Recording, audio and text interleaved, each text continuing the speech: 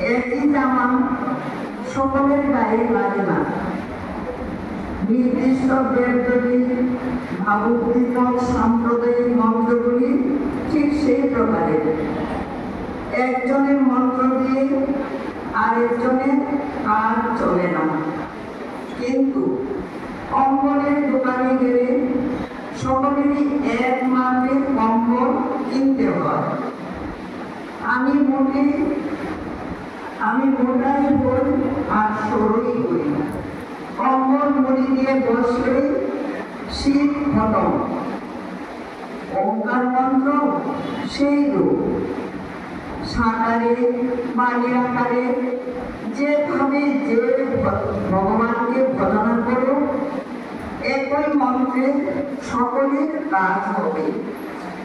শুধু তাই নয়, দর্জির দোকানের জামাকে কখনো করবার কাপড়, কখনো বিছানার তোষক, কখনো জপের আসন রূপে ব্যবহার করা যায় না। কিন্তু কম্বলকে সব রূপে ব্যবহার করা যায়।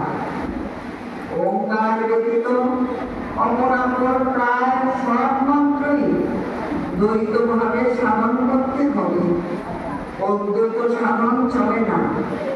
কিন্তু ওঙ্কার মন্ত্রে দ্বৈত ভাব, অদ্বৈত ভাব সবভাবে ভগবানকে ডাকা যায়। ওঙ্কারই সর্বমন্ত্রের প্রাণ।